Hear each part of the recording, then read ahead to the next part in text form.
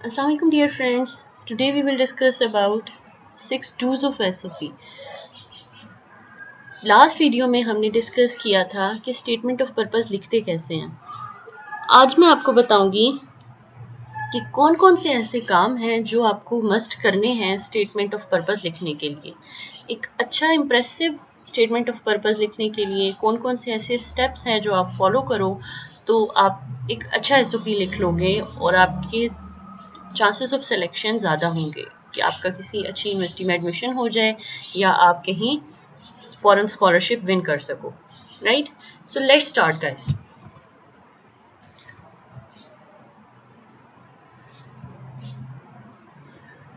First thing is always follow direction. Why you have to follow direction always, because वहाँ पर देखें अगर आपको उन्होंने मेंशन किया है कि इतने नंबर ऑफ वर्ड्स होने चाहिए आपके SOP में, तो आपको MS वर्ड में अपना SOP लिखते हुए या आप अगर लेटेक्स या ओवरलीफ यूज़ कर रहे हो, जो भी आप ऑनलाइन टूल यूज़ कर रहे हो लिखने के लिए, ठीक है, जो भी एडिटर आप यूज़ कर रहे हो, तो वहाँ पर आपको साइड पर मस्ट देखना है कि कितने नंबर ऑफ वर्ड्स हैं आपके। ठीक है, जितने नंबर ऑफ वर्ड्स उन्होंने बताए हैं उससे एक्सीड कभी भी नहीं करना चाहिए। ठीक है, अदरवाइज आपका SOP ऑटोमेटिकली रिजेक्ट हो जाएगा। अगर बाकी SOP आपका अच्छा भी है तो नंबर ऑफ वर्ड्स एक्सीड कर जाएंगे तो वो ऑटोमेटिकली रिजेक्ट हो जाएगा।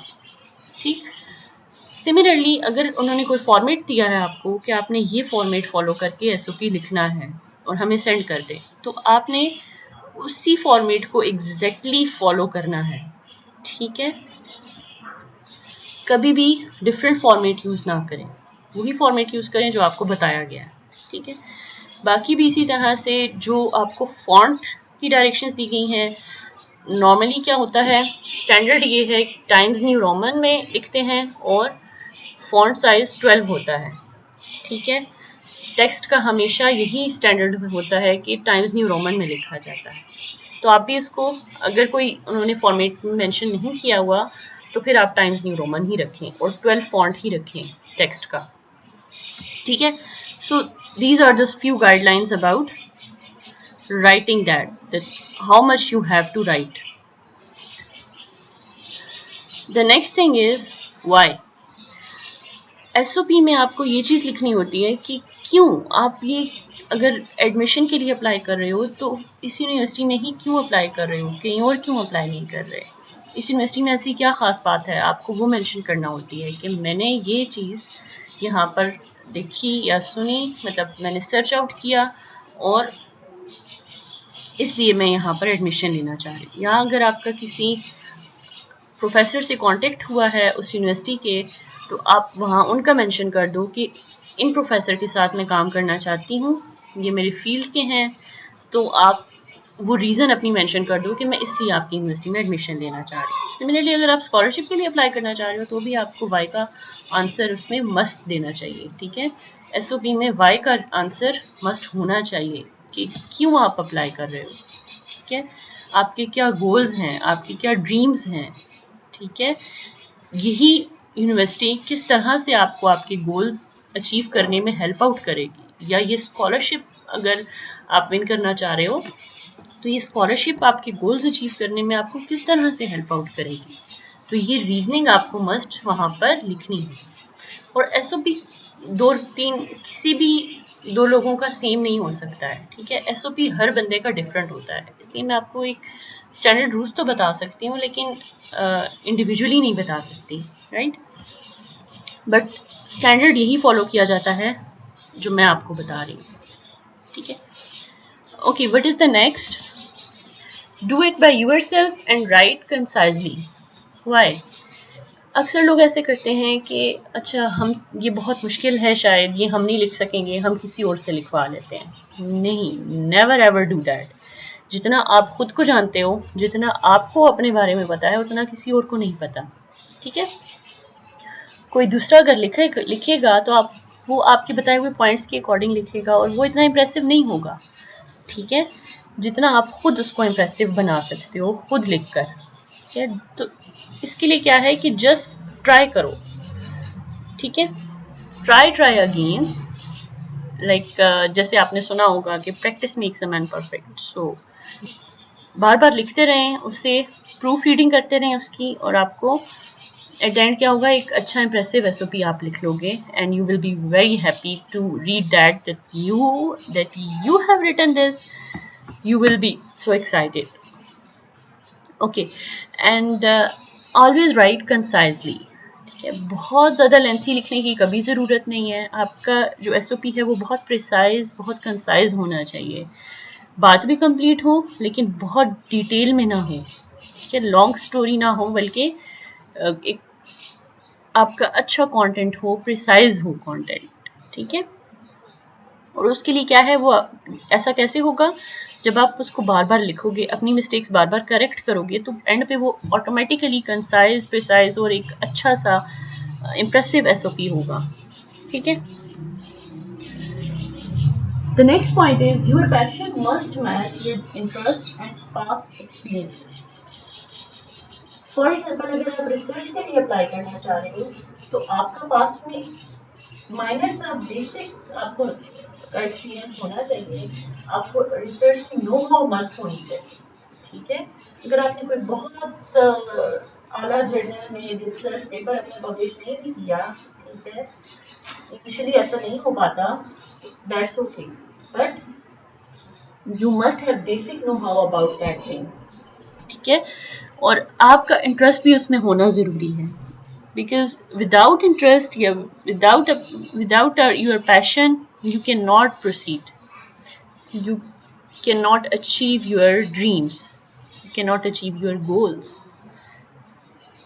right? So कोशिश करें उसी चीज़ में आगे हमेशा परसू करें। मैं हमेशा यही कहती हूँ कि जिसमें आपका अपना इंटरेस्ट है, ठीक है, जहाँ आपका अपना इंटरेस्ट होता है उस चीज़ में आप थकते नहीं हो, वहाँ आप इंटरेस्ट के साथ उस चीज़ को स्टडी भी करते हो, उसमें मज़ीद आप अपने डिफरेंट गोल्स भी आप इजीली अचीव कर पाते हो, बिकॉज आपका इंटरेस्ट होता है। जहाँ आपका इंटरेस्ट नहीं होता वो चीज़ आप उसमें ज़्यादा आप सक्सेसफुल नहीं रह सकते हो, ठीक है, काम वो भी आप कर लोगे, लेकिन सक्सेसफुल ज़्यादा तब होगे, ज़्यादा परसू तब करोगे जब आपका अपना इंटरेस्ट होगा उसी चीज़ में जिसको आप परसू करने जा रहे हो, ठीक है। सो always go towards that side in which you have interest, ठीक है। और फिर बेसिक नो हाउ भी होना ज़रूरी है। बेसिक नो हाउ होगी तो आप एडवांस में उसको स्टडी कर पाएंगे, ठीक है। तो इन दोनों चीज़ों का भी आपने ख्याल रखना है, उसी फील्ड को चूज़ करना है, उसी साइड पर जाना है जहाँ आपका इंटरेस्ट है और जहाँ जिस चीज़ की आपको बेसिक नो हाउ पहले से है, ठीक है। The next point is keep personal information to limited extent. Previous video में भी मैंने ये चीज़ डिस्कस की थी कि पर्सनल इन्फॉर्मेशन बहुत ज़्यादा आपको नहीं देनी होती है एसओपी में। क्यों? क्योंकि ये चीज़ एक तो बैड इम्पैक्ट डालती है रीडर पर, ठीक है। जो भी एडमिशन कमेटी का मेंबर आपका एसओपी रीड कर रहा होगा, तो उससे एक अच्छा इंप्रेशन पड़ना चाहिए उस पर कि आपका एक ड्रीम है, आपके कुछ गोल्स हैं जिन्हें आप अचीव करना चाह रहे हो। कुछ नेगेटिव इंप्रेशन नहीं पड़ना चाहिए उस पर कि आप अपनी पर्सनल इन्फॉर्मेशन से रिलेटेड शुरू हो जाओ, ठीक है। कभी भी बहुत ज़्यादा पर्सनल डिटेल्स एसओपी में मेंशन नहीं करनी, क्योंकि ये डायरेक्टली नेगेटिव इम्पैक्ट क्रिएट करती हैं आपका कि भाई ये बंदा तो अपनी पर्सनल ज़्यादा बता रहा है और इसके कोई गोल्स हैं नहीं जिनके बारे में ये लिखे शायद। तो कोशिश करें अपनी अचीवमेंट्स, अपने ड्रीम्स, अपने गोल्स पर फोकस रखें, पर्सनल इन्फॉर्मेशन पर फोकस नहीं रखना, ठीक है। थोड़ा बहुत मेंशन कर दें पर्सनल इन्फॉर्मेशन का, जैसे आप अपने करियर से रिलेटेड मेंशन करें ना, जैसे आपकी पर्सनल इन्फॉर्मेशन भी इस टाइप की होनी चाहिए जो आपके करियर में आपको हेल्प आउट कर रही हो, ठीक है। जैसे पढ़कर होने लगे, जैसे कुछ अच्छी हॉबीज़ आप मेंशन कर दें, तो वो एक पर्सनल इन्फॉर्मेशन ज़रूर है, लेकिन वो आपके करियर से रिलेटेड है, वो आपके गोल्स से रिलेटेड है, वो आपकी पर्सनैलिटी का एक पॉजिटिव इम्प्रेशन डाल रही है उन पर, ठीक है। तो ऐसी चीज़ें ज़रूर मेंशन करें। वो पर्सनल इन्फॉर्मेशन कभी मेंशन ना करें जो यूज़लेस है, ठीक है, जिसका आपके एडमिशन से कोई कंसर्न नहीं है। समझ रहे हैं मेरी बात, ठीक है। So do like this as I am telling you. The next point is proofreading. Proofread में क्या होता है कि आपने पूरा एसओपी लिख लिया, अब आप उसकी प्रूफ रीडिंग करो जी।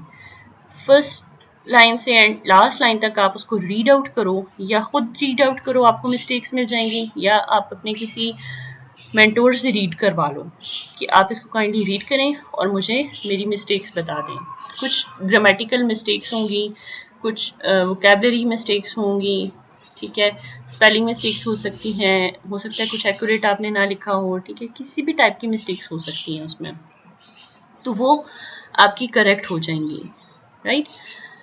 तो बार बार उसको रीड करें, 2-3 टाइम्स रीड करें, और एक दफ़ा रीड करने से सारी मिस्टेक्स कभी भी पॉइंट आउट नहीं होती, कभी भी नहीं मिलती, ठीक है। 2-3 टाइम्स मस्ट उसको रीड करें, राइट।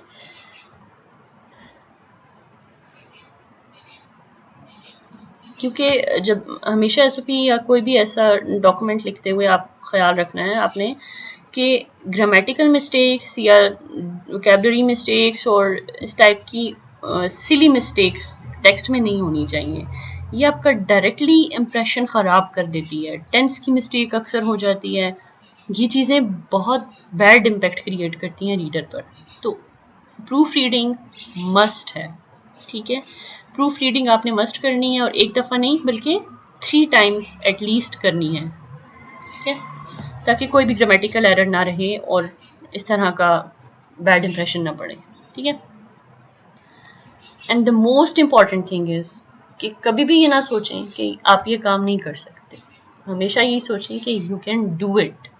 अगर किसी भी दूसरे इंसान ने किया इन द होल वर्ल्ड, तो आप भी उसी जैसे हो, ठीक है, आप भी कर सकते हो, ठीक है। ये बैठ के अगर आप सोचेंगे कि नहीं ये तो बहुत मुश्किल चीज़ है, ये तो मैं शायद लिख ही नहीं सकता, ये तो मैं लिख ही नहीं सकती, ये मैं कैसे लिखूंगी, या मैं इसमें क्या लिखूं, नहीं, just pick few points from my video and start writing, ठीक है। उसमें आप जब तक प्रैक्टिस नहीं करोगे, बार बार लिखोगे नहीं, तो वो चीज़ आपको हेल्प आउट नहीं करेगी, ठीक है। सबसे पहले आपने ये सोचना है कि आपने ये चीज़ करनी है और ये आप कर सकते हो, right.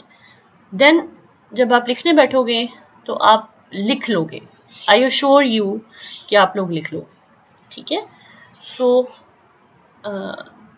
follow the instructions that I have given you in the video, and just start writing and achieve your dreams and enjoy your life and be successful in life. All the best. Thank you so much. If you like my video, share with your friends and subscribe my channel so I can make more videos for you, and I will create some few good content related to tech, like for computer science students, particularly machine learning and so many other fields of computer science, right.